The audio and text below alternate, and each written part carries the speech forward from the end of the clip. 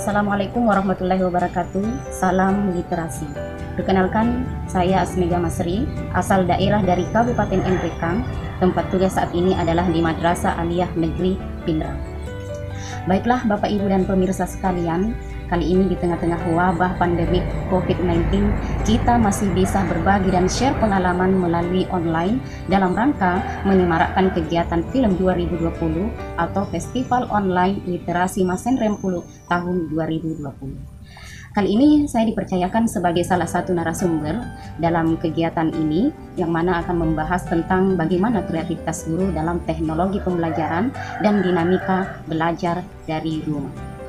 Baiklah Bapak Ibu dan pemirsa sekalian, ini merupakan tantangan guru dan orang tua, di mana guru dan orang tua ditantang untuk melek terhadap literasi digital atau teknologi, yang mana untuk menyeimbangkan kebutuhan peserta didik di zaman sekarang.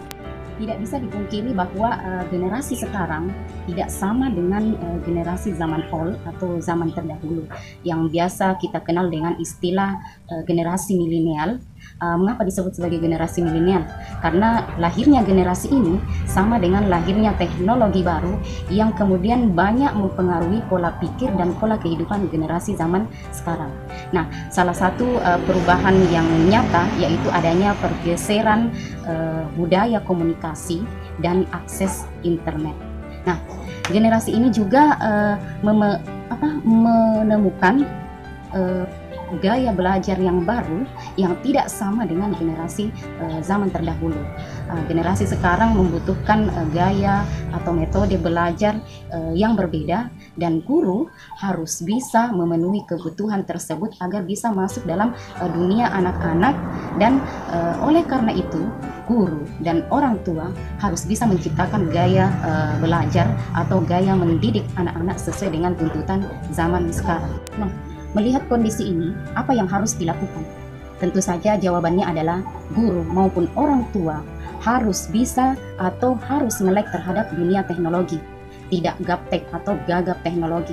Kemudian harus melek terhadap digital, dan yang paling penting adalah guru maupun orang tua siswa harus memiliki jiwa pembelajar sepanjang hidup atau biasa dikenal dengan sebutan learning literacy. Adapun tantangan guru zaman now, di antaranya adalah yang pertama itu adalah tantangan revolusi industri 4.0, di mana guru atau orang tua harus menjadi guru atau orang tua yang profesional yang mampu memanfaatkan perkembangan teknologi dan informasi secara cepat. Kemudian yang kedua adalah bahwa guru sekarang dipaksa untuk kekinian. Maksudnya bahwa guru tidak hanya atau tidak boleh hanya terpaku pada pembelajaran dalam ruangan kelas, tetapi memanfaatkan segala kondisi kapanpun dan dimanapun bisa melaksanakan proses belajar dan mengajar.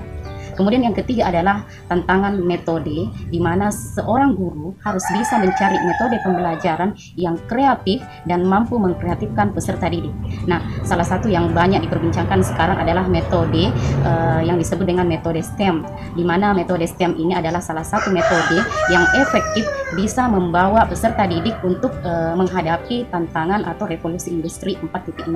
Nah, metode STEM ini adalah metode yang efektif dan menggabungkan 5 bidang, yaitu sains, teknologi, teknik, seni, dan matematika. Kemudian yang keempat, tantangan yang keempat yang dihadapi oleh guru zaman now adalah tentang menjadi guru atau menjadi agen of change atau agen sebuah perubahan.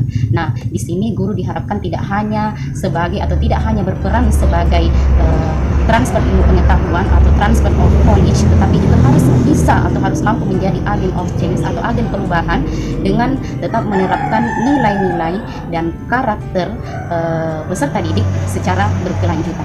Yang kedua adalah tentang dinamika belajar dari rumah.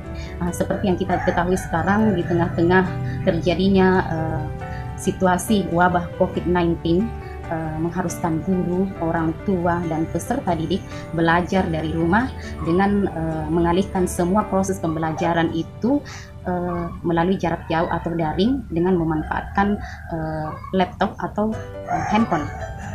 Sebenarnya pemerintah sendiri merasa bahwa ini adalah langkah efektif dan solutif untuk memutus mata rantai dari penyebaran virus di lingkungan pendidikan atau lingkungan sekolah.